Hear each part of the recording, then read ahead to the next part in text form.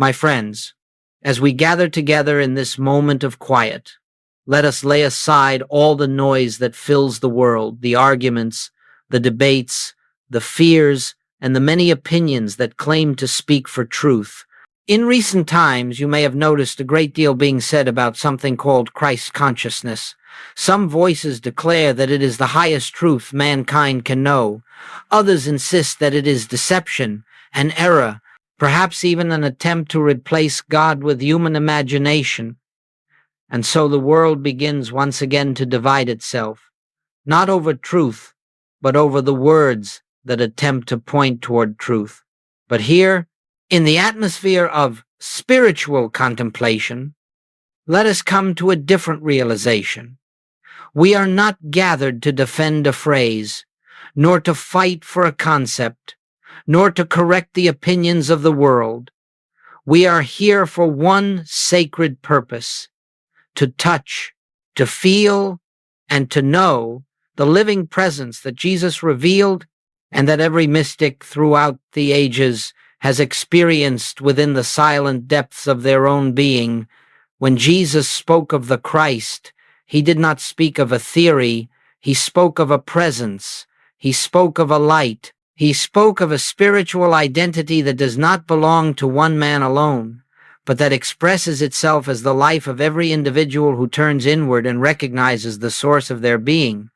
You see, the moment we become entangled in arguments about names and definitions, we lose sight of the very presence those words were meant to reveal. Some say this teaching is false, and others say this teaching is new. But truth is neither false nor new. Truth is, the Christ is not a movement, a trend, or a doctrine. It is the eternal nature of God expressed. And whether we use the phrase Christ consciousness or never utter those words once in our lifetime, the truth itself does not change. It is the same yesterday, today, and forever. And it exists not as an idea in the mind, but as a living reality in the depth of spiritual awareness. So let us begin here, not with controversy, not with reaction, but with recognition. Let us open ourselves to the possibility that behind every argument about Christ, behind the fears and the claims and the counterclaims, there is a presence, silent, infinite, indivisible, waiting to be acknowledged. And as we proceed together, I ask you to do only this. Do not listen with the mind that seeks to agree or disagree. Listen with that deeper sense within you which knows truth by its own light. For what we explore today is not a concept to be debated, but a reality to be realized. And in that realization, all fear dissolves, all confusion is quieted, and only the one remains. Now let us go a little deeper, and let us do so gently, without haste. For when we approach spiritual truth with hurry, we approach it with the mind, and the mind can only interpret what it already knows. Spiritual truth must be received in stillness, in openness, in that inner listening where the presence itself imparts its own meaning. The great misunderstanding surrounding what is called Christ consciousness arises from this very point. Men try to understand spiritual reality with the human mind, and the human mind, being finite, can only seize upon words, not the essence to which the words point. So one person hears the word Christ and immediately thinks of theology.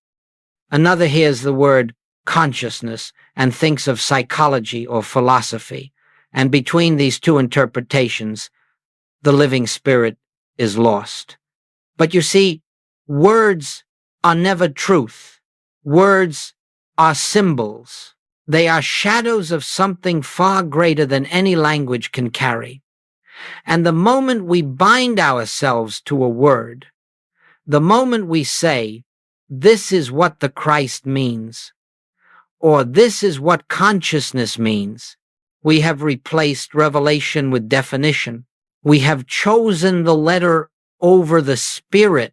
You remember Paul's profound statement, the letter killeth, but the spirit giveth life. Why does the letter kill? Because the letter becomes a barrier to the inner realization. Once the mind believes it knows truth, it stops seeking truth. But when the heart is open, when it says, Father, reveal thyself, then the living activity of spirit begins its work, and understanding flows without effort. The misunderstanding, then, does not lie in the phrase Christ consciousness. The misunderstanding lies in the approach, in the attempt to grasp that which is infinite with that which is limited. When we approach this teaching with the mind, we argue. When we approach it with the spirit, we behold, and this is what I would have you see, it is not the word Christ that brings confusion. It is not the word consciousness. It is the absence of inner realization behind the word. When two people use the same term but speak from different levels of awareness, one from intellect, one from spirit, they will never agree, not because one is right and the other is wrong, but because they are speaking from different states of being. Truth is known only in the state of consciousness that can receive it. So let us not react to words. Let us not fear them, nor cling to them, nor make them sacred. Instead, let us turn inward and ask, what is the reality behind this expression? What is the Spirit trying to reveal? For when the Spirit reveals itself, the Word becomes transparent, and only the presence remains. And when the presence is known, all debate ends, not by victory, but by dissolution. As we move forward, let us look with compassion upon the fears that arise whenever spiritual truth begins to break through the crust of human belief. It is natural that when the light appears, the shadows seem to lengthen. But remember this, the shadow has no substance of its own. It is merely the appearance created when the mind turns away from the light of its own being. Many sincere individuals fear the phrase Christ consciousness because they believe it seeks to replace God with man or to elevate the human ego to some divine status. Others fear it because they think it diminishes the uniqueness of Jesus, or that it invites deception, or that it opens the door to pride and spiritual confusion. And let us not dismiss these fears. They arise from deep devotion, deep longing, deep sincerity. But sincerity without spiritual discernment always produces anxiety because it clings to form rather than essence. Let us then look at these fears for what they are, not signs of truth, but signs of separation. Fear always has one root, the belief that we stand apart from God, that we must protect ourselves from error, from illusion, from darkness. Yet how can that be so? If God truly is the light of our being, how can the presence that formed us, that sustains us, that lives its own life as our life, how can that presence ever be threatened by an idea or a phrase? You see, spiritual fear is nothing more than the mind attempting to guard its own boundaries. It hears a term it cannot understand, and immediately it contracts. But truth is never known through contraction. Truth is known through openness. It is known in the stillness where the Spirit itself whispers, "Fear not, it is I." If a teaching is false, the Spirit within us reveals its falsity not through fear, but through quiet clarity. And if a teaching is true, the Spirit reveals its truth not through excitement or emotion, but through inner peace. Fear plays no part in the activity of God. So when someone hears the phrase Christ consciousness and feels fear, the fear does not come from the presence. The fear comes from the belief that Christ is something external, something fragile, something that can be distorted by human thought. But Christ is not fragile. Christ is not dependent upon our understanding or our protection. Christ is the living expression of God, the I am that never leaves us nor forsakes us. Let us then release these fears not by argument, not by force, but by recognizing that the Christ can never be threatened by the human mind. The human mind cannot add to it, nor can it take away from it. The Christ stands as pure spiritual identity, untouched by human interpretation. When you rest in this realization, fear dissolves, not because the outer world becomes safer, but because you discover that your safety never depended upon the world at all. It depended upon the presence, and that presence is your very being. Now, before we enter the true understanding of this subject, it is necessary to clear away the misconceptions that have gathered around it, for if we attempt to build upon a foundation of confusion, the structure will not stand. So let us take a moment to look directly at what the world calls Christ consciousness, and to understand not what it is, but what it is not. Only then can the true nature of the Christ be revealed in its purity. First, Christ. Consciousness is not the human ego declaring itself divine. The personal I, with all its desires, fears, ambitions, and insecurities, is never the Christ. The Christ does not arise from human will, nor is it something a person can attain by discipline, effort, or self-affirmation. The moment the personal self tries to claim divinity, it creates the very deception. So many people fear, for the human self has no capacity to be divine. It has no life of its own. It is but a shadow, a temporary appearance upon the screen of consciousness. Second, Christ consciousness is not self-improvement. It is not a newer, stronger, wiser version of the human mind. It is not a mystical upgrade to the personality. The Christ does not perfect the human being. It reveals the truth that the human being was never the center of existence to begin with. You cannot polish the shell and call it the pearl. The pearl is within.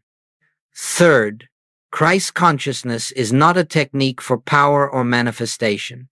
It offers no magical abilities, no psychic gifts, no tools to manipulate the world of form. The Christ is the absence of manipulation. It is the recognition that God alone is the activity, the substance, and the law of all that appears. When you seek the Christ for power, you lose it. When you seek the Christ for truth, power is unnecessary. Fourth, Christ consciousness is not a replacement for Jesus, nor a denial of his role. Jesus was the clearest expression of Christ the world has known, but even he said, "Why callest thou me good? There is none good but one." He pointed always beyond the personal self to the Father within, to recognize Christ.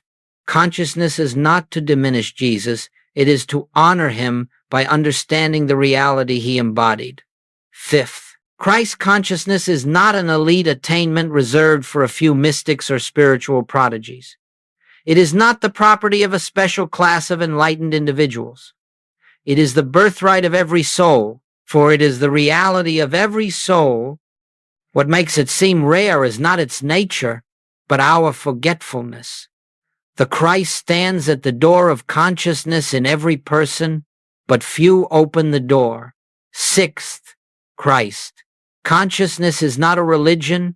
It cannot be institutionalized, cannot be packaged into creeds, cannot be owned by any church or movement. It does not require adherence to any tradition. The Christ is the inner activity of God revealing itself to individual consciousness, and it transcends every boundary created by human thought. And seventh, Christ consciousness is not something new. Truth never comes into existence. Truth simply becomes recognized. The Christ existed before Abraham was. Before any scripture was written, before any doctrine was formed, it is the eternal presence that has always been and that forever will be. When these misunderstandings are removed, when we see what Christ consciousness is not, then a great stillness begins to form in us. The mind ceases grasping, the emotions cease reacting, and into that stillness the true revelation of the Christ can enter. For now, let us simply rest in this clarity. The Christ is not an achievement, not a belief, not a human claim. It is the nature of God expressing as your very self.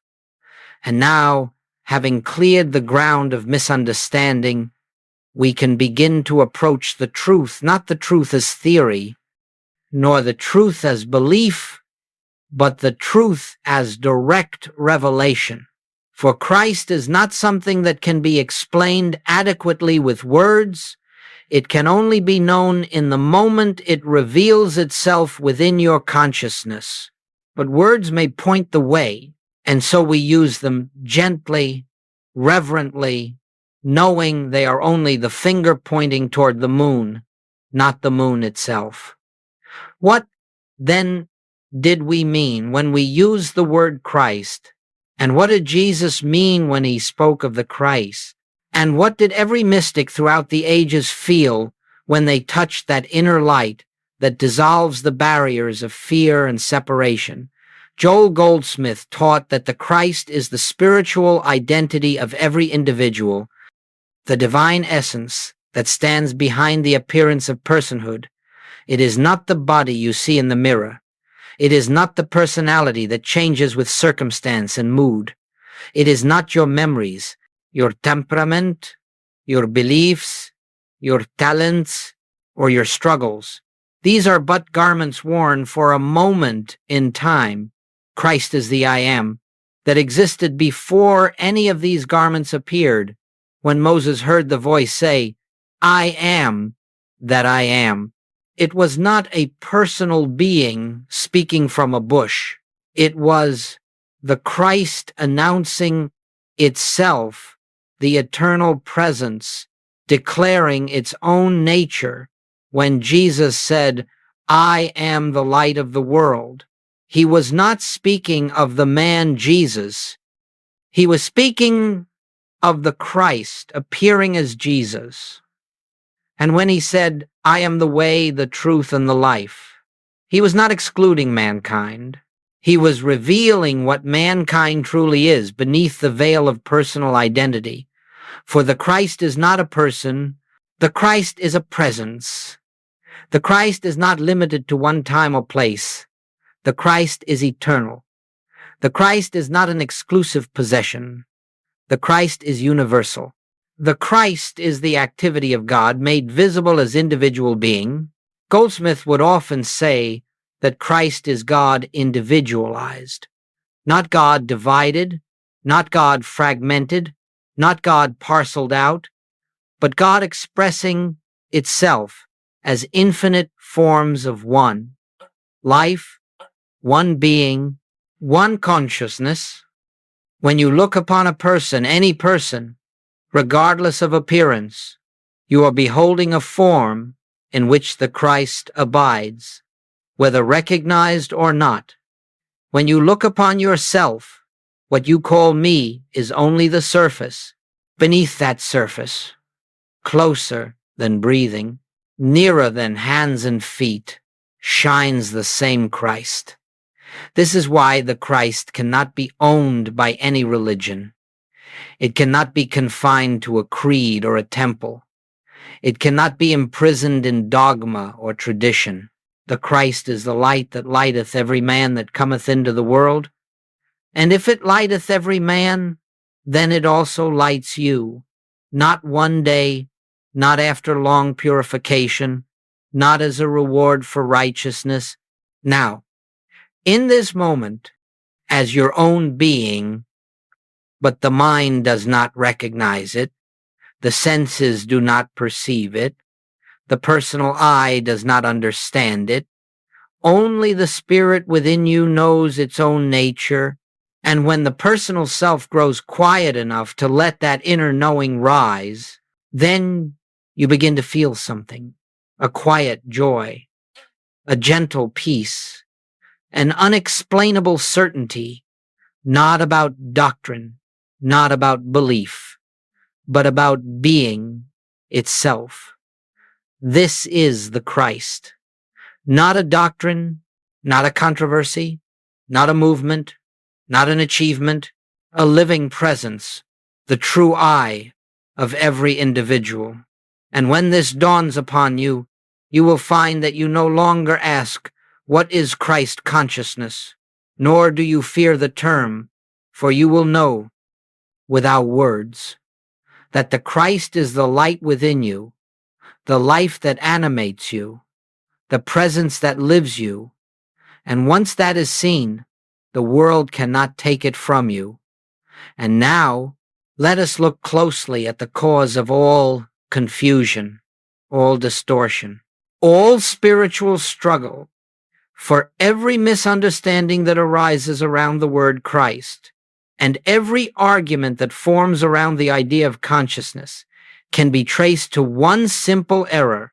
The personal sense of self attempts to grasp what belongs only to spiritual awareness.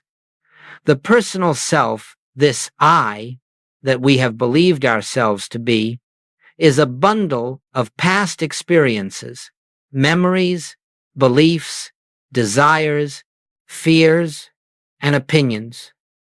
It is not evil, nor is it to be condemned, but it is limited, it is finite, and because it is limited, it cannot receive the infinite, it cannot understand the presence that transcends all boundaries. It cannot hold within itself the truth that has no shape, no form, no beginning, and no end. And yet this personal sense tries. It hears the word Christ and attempts to define it through the intellect. It hears the word consciousness and attempts to analyze it. It tries to capture the infinite with the net of finite understanding, and in doing so, it becomes frustrated, afraid, or proud. This is the source of every spiritual misstep. The human mind tries to be the instrument of divine revelation, but the human mind is not that instrument. It was never designed to be. It can memorize scripture, it can repeat doctrine, it can argue theology, it can organize religion, but it cannot receive spiritual truth. It cannot behold God. Only the spirit within you can behold the spirit that is God. Joel Goldsmit often said, "The human mind is not the avenue of spiritual wisdom," and this must be understood deeply. For the moment we attempt to understand God intellectually, we create a concept of God. And a concept is not God. A concept is an image formed from the materials of the mind, memory, imagination, logic, emotion. These are shadows of truth, not truth itself. So, the great error is not in using the phrase Christ consciousness. The great error is in the place from which we try to understand it. If we approach it with the mind, we create confusion. If we approach it with fear, we create resistance. If we approach it with desire, we create fantasy. But when we approach it in stillness, with no desire to grasp or to claim or to become, then the Spirit itself reveals what the mind could never contain. Let us be clear. The personal I cannot awaken. The personal I cannot become divine. The personal I cannot attain Christ consciousness. It is not the human who becomes the Christ. It is the Christhood that reveals the unreality of the human. When we believe that our human self can rise into divinity, we fall into illusion. But when the human self becomes still, silent, surrendered, when it ceases striving, ceases claiming, ceases seeking, then something miraculous begins to take place, not as an effort, but as grace. The Christ within begins to reveal itself, not as a doctrine, not as a mystical experience, but as the simple, direct awareness of being. You may notice this in moments of profound peace, when the mind rests and something deeper shines forth, or in moments when fear dissolves for no reason, or when love wells up without an object, or when life seems to flow through you without your guiding it. These are glimpses not of a human becoming divine, but of the divine revealing itself as your true nature. Therefore, the great error is not that people speak of Christ consciousness. The great error is believing that the personal self is the center of spiritual life. But when this personal sense grows quiet, when it steps aside and stops trying to understand, then the infinite becomes visible. The Christ stands revealed not as something achieved, but as something eternally present. And in that moment, without language, without concept, without argument, that the Christ was never missing, never distant, never waiting for you to reach, it has always been the I that lives itself as you. Let us now come to the turning point of the spiritual life, the moment of recognition for all the teachings, all the scriptures, all the meditation in the world are but preparation for this one simple shift. The shift from identifying yourself as a person to recognizing yourself as presence. This recognition does not come through effort. It does not come through study. It does not come because you try to understand God or try to become spiritual. It comes the moment you begin to question the identity you have assumed since childhood. It begins when you pause and ask very quietly, who is the I that is aware right now? You may think you know the answer. You may say, I am this body, or I am this personality, or I am this mind, these emotions, these memories. But if you look just a little deeper, you will notice something remarkable. Everything you can describe about yourself is something you observe. The body appears and ages. The mind thinks and stops thinking. Emotions rise and fall. Memory fades and returns. But the one who observes all these changes does not change. That observer, silent, invisible, unchanging, is the Christ within you. When you say, I think, who is the I that notices the thought? When you say, I feel, who is the I that is aware of the feeling? When you say, I fear, who is the I that witnesses the fear arise and dissolve? And when you sit in stillness, and there is no thought, no feeling, no movement, what remains, that which remains is the presence, and that presence is the Christ. The personal self cannot make this recognition. It cannot force it, cannot will it, cannot reason its way into it. The personal self is dissolved by it. But the moment you become still enough to notice that every thought about I is not the real I, the moment the false identification slips away, there is a gentle, effortless realization. I am not this limited sense of self. I am the presence that beholds it. This is not imagination. It is not affirmation. It is not a mantra. It is pure recognition. And with that recognition comes a quiet shift. You begin to understand that the problems you believed were yours belong only to the personal sense of self, the self you are no longer identifying with.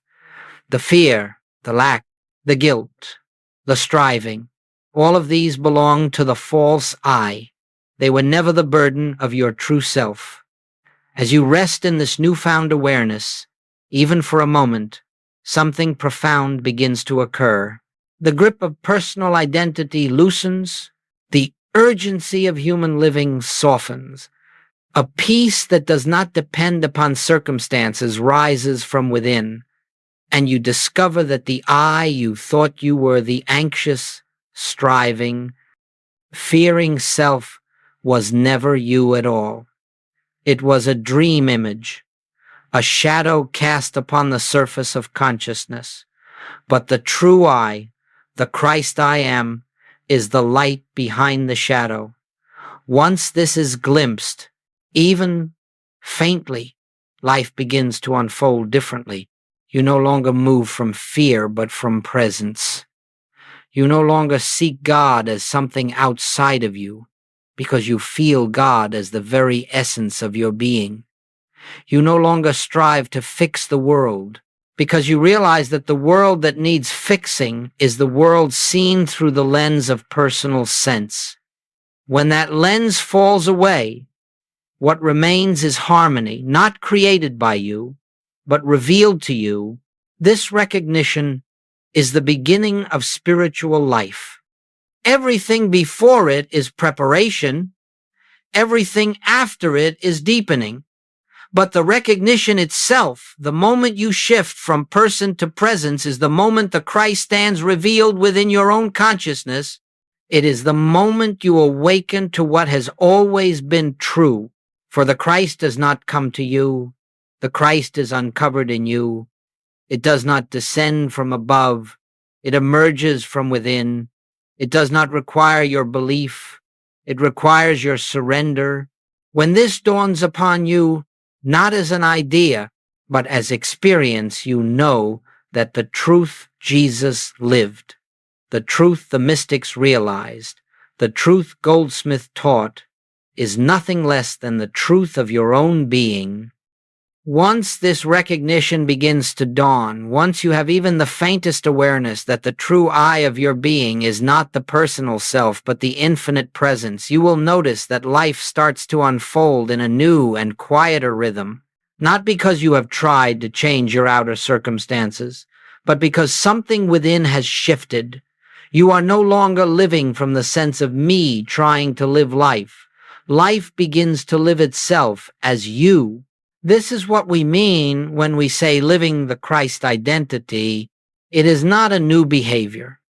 It is not a new role you play. It is not a spiritual persona you create. It is the natural fruit that appears the moment the inner tree is recognized. The Christ is the root. Harmony is the fruit. The Christ is the light. Peace is its reflection. The Christ is the presence. Healing is its evidence. And these fruits appear without effort, without strain, without the pressure to achieve. Let us look gently at the ways this manifests. First, when you live from the Christ identity, fear begins to dissolve, not because you work at eliminating fear, but because you no longer identify with the self that can be threatened. Fear belongs to the personal sense of life. The Christ knows nothing of it. So as you rest in the I am, fear loses its power. It has no foothold, for it no longer finds an identity in you through which to operate. Second, you discover that supply flows more naturally. You cease to look to people, jobs, circumstances, or outer channels as your source. You begin to feel deeply, quietly, that I am is supply. Not that supply comes to you, but that supply lives as you. When this is realized, the anxiety around money, opportunity, and provision gently loosens. You take whatever actions are necessary, but you are no longer driven by fear. and therefore your actions are guided rather than forced. Third, healing begins to arise without effort. This does not mean the body must always be perfect according to human standards. It means the sense of being a body with a problem softens.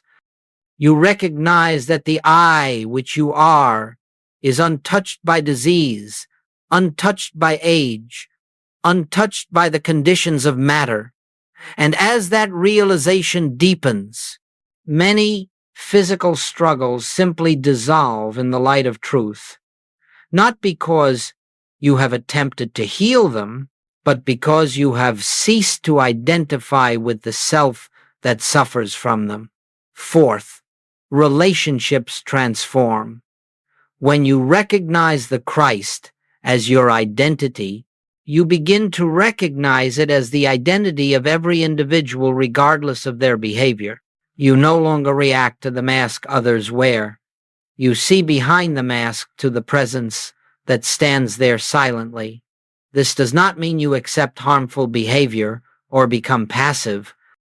It means your responses become rooted in clarity, not in fear or judgment. Love arises naturally, not sentimental love, but the love that sees truth in spite of appearances. Fifth, judgment fades. Judgment is the activity of the personal self, comparing one image with another. The Christ does not judge because the Christ sees only itself. As this vision opens within you, the harshness you once had toward yourself softens. The harshness you once had toward others dissolves.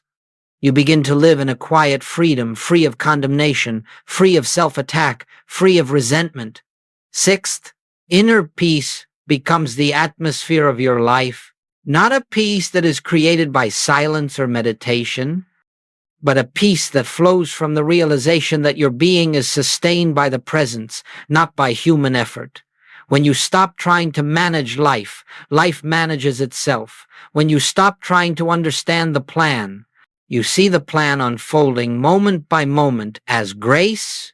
And seventh, the need to argue, to defend, to explain disappears.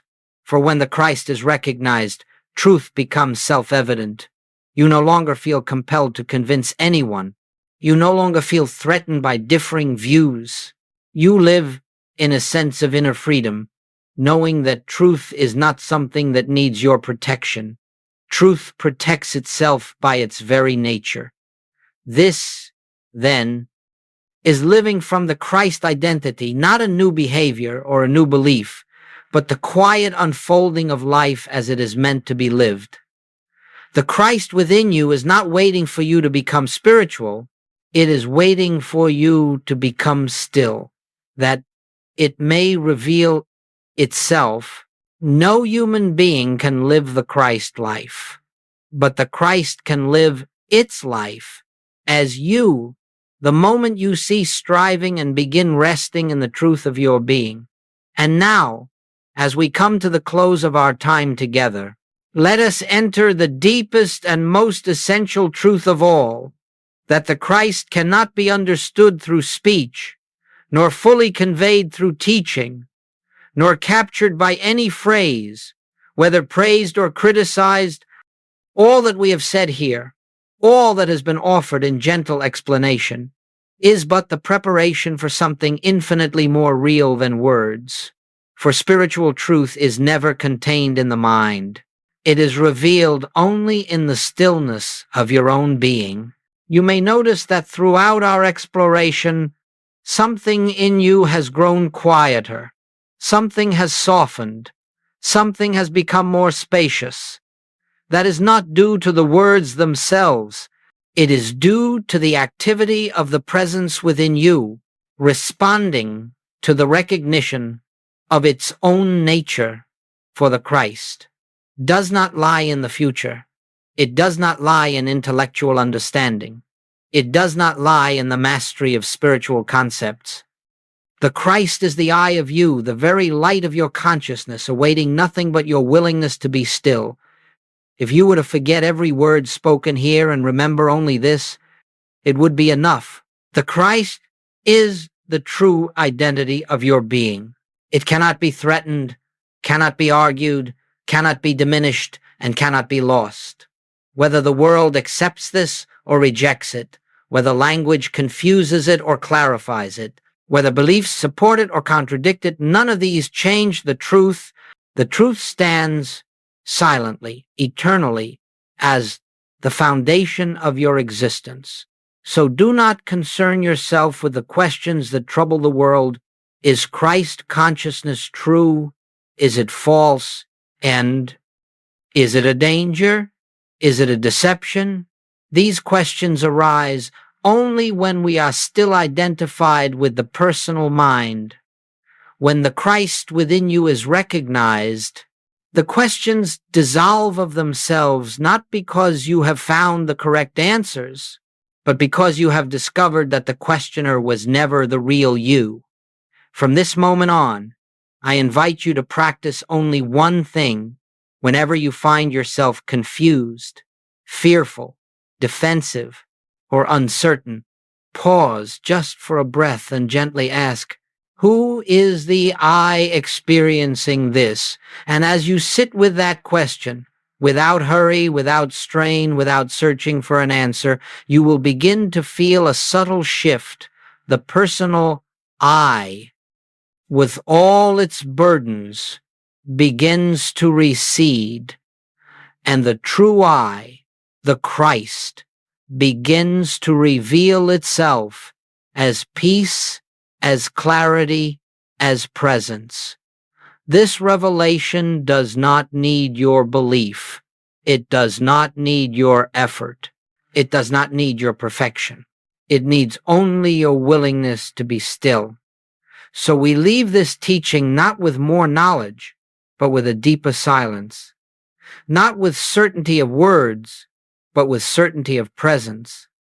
Not with an idea of Christ, but with the living Christ shining quietly as your very self. Let us rest. Then, in that which is eternal, let us rest in the I am that was before all thought. Let us rest in the presence that needs no defense and offers no argument.